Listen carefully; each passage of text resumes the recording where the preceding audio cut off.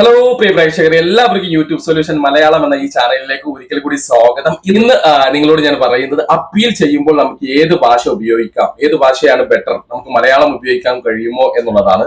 നിങ്ങൾ തമ്പനയിൽ കണ്ടതുപോലെ തന്നെ നിങ്ങൾക്ക് ഏത് ഭാഷയും ഉപയോഗിക്കാം എന്നുള്ളതാണ്. ഒരൊറ്റ കാര്യം മാത്രം മനസ്സിലാക്കുക, ഇംഗ്ലീഷ് ആണ് ഉത്തമം എന്നുള്ളത്. കാരണം യൂട്യൂബിന്റെ ഔദ്യോഗിക ഭാഷ ഇംഗ്ലീഷ് ആയതുകൊണ്ടാണ് എന്നുള്ളത്. പക്ഷെ നിങ്ങൾക്ക് ഇംഗ്ലീഷിൽ ഇത്രയും കടുകട്ടിയായി സംസാരിക്കാനോ അല്ലെങ്കിൽ മറ്റോ അത്രയും ബുദ്ധിമുട്ടൊക്കെ നിങ്ങൾക്ക് അനുഭവപ്പെട്ട് കഴിഞ്ഞാൽ തീർച്ചയായിട്ടും നിങ്ങൾക്ക് അപ്പീലിന് വേണ്ടി നിങ്ങൾ മലയാളം ഭാഷ ഉപയോഗിക്കാം. നിങ്ങൾ ഒരു തമിഴനാണെങ്കിൽ തമിഴിൽ ഉപയോഗിക്കാം. നിങ്ങൾക്ക് കുറച്ചുകൂടെ ഈസി ഹിന്ദിയാണ് എന്നുണ്ടെങ്കിൽ നിങ്ങൾക്ക് ഹിന്ദിയിൽ ഉപയോഗിക്കാം എന്നുള്ളതാണ്. ഇവിടെ നിങ്ങൾ ശ്രദ്ധിക്കേണ്ട കുറച്ച് കാര്യങ്ങൾ മാത്രമാണ് എന്നുള്ളതാണ്. പ്രിയപ്പെട്ടവരെ, മറ്റൊരു കാര്യം നിങ്ങളോട് ഇവിടെ പറയാനുള്ളത്, യൂട്യൂബിന്റെ ഇത്തരം അപ്പീലുകളായാലും യൂട്യൂബിന്റെ മോണിറ്റൈസേഷൻ വർക്കുകളായാലും യൂട്യൂബിന്റെ നിങ്ങളുടെ ചാനൽ ചെക്ക് ചെയ്യാനായാലും നിങ്ങളുടെ ചാനൽ സെറ്റിംഗ് ആയാലും യൂട്യൂബിന്റെ എല്ലാവിധ വർക്കുകൾക്കായാലും ഈ കാണുന്ന നമ്പറിൽ നിങ്ങൾക്ക് എന്നെ ബന്ധപ്പെടാം.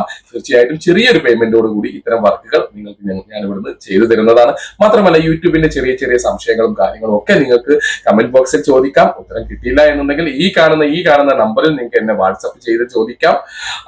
പെട്ടെന്ന് മറുപടി കിട്ടിയില്ലെങ്കിലും 100% നിങ്ങൾക്ക് ഞാൻ മറുപടി നൽകാൻ ശ്രമിക്കുന്നതാണ്.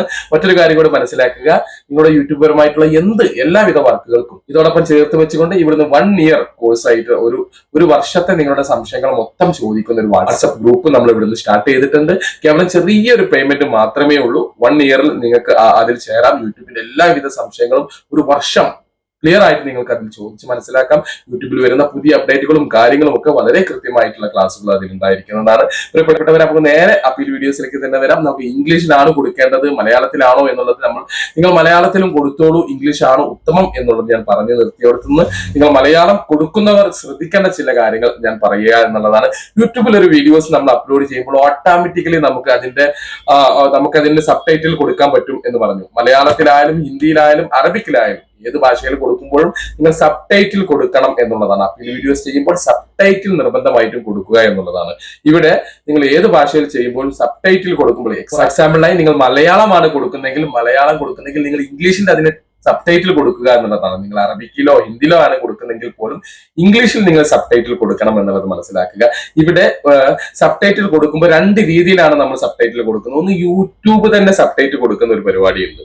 ഓക്കെ, അപ്പൊ നമ്മൾ പറയുന്നത് അതേപോലെ യൂട്യൂബ് തന്നെ സബ് ടൈറ്റിൽ കൊടുക്കുന്ന ആ ഓപ്ഷൻ നിങ്ങൾ ഓൺ ചെയ്ത് വെച്ചാൽ മതി. രണ്ടാമത്തെ ഒരു ഓപ്ഷൻ എന്ന് പറയുന്നത് നമ്മൾ ടൈപ്പ് ചെയ്ത് കൊടുക്കുക എന്നുള്ളതാണ്. ഇതിനെ ഹാർഡ് കോഡഡ് സബ് ടൈറ്റിൽ എന്നാണ് പറയുക. അതായത് ഈ ഹാർഡ് കോഡഡ് സബ് ടൈറ്റിൽ എന്ന് പറയുമ്പോൾ നമ്മൾ കൃത്യമായിട്ട് ഞാൻ പറയുകയാണ്, എന്റെ പേര് ഷറഫ് AVS എന്നാണ്, എന്റെ ചാനലിന്റെ പേര് യൂട്യൂബ് സൊല്യൂഷൻ എന്നാണ് എന്നുള്ളത്. ഇവിടെ എന്റെ പേര് ഷറഫ് AVS എന്നാണ് എന്ന് ഞാൻ പറയുമ്പോൾ സ്വാഭാവികമായിട്ട് നിങ്ങൾ അവിടെ ചെയ്യേണ്ടത് എന്താണ്, അടിയിൽ my name is Sharaf AVS എന്ന് നിങ്ങൾ അവിടെ എഴുതി കാണിക്കണം. ഓക്കെ, അപ്പൊ അതാണ് മനസ്സിലാക്കേണ്ടത്. അപ്പൊ നിങ്ങൾ ഉപയോഗിക്കേണ്ടത് ഏതാണ്? ഇവിടെ 2 മാർഗങ്ങൾ ഞാൻ പറഞ്ഞു തന്നു. ഒന്ന് നമ്മൾ ഓട്ടോമാറ്റിക്കലി കൊടുക്കുന്നതും, മറ്റൊന്ന് ഹാർഡ് കോഡഡ് ആയിട്ട് നമ്മൾ ടൈപ്പ് ചെയ്യുന്നതും എന്നുള്ളതാണ്. ഇത് ഈ ഹാർഡ് കോഡഡ് സബ് ടൈറ്റിലാണ് നിങ്ങൾ ഉപയോഗിക്കുന്നത്. കൃത്യമായിട്ട് എവിടെ എന്താണോ പറയുന്നത് എന്നുള്ളത് നിങ്ങൾ തന്നെ ടൈപ്പ് ചെയ്ത് ചെയ്യുക എന്നുള്ളതാണ്.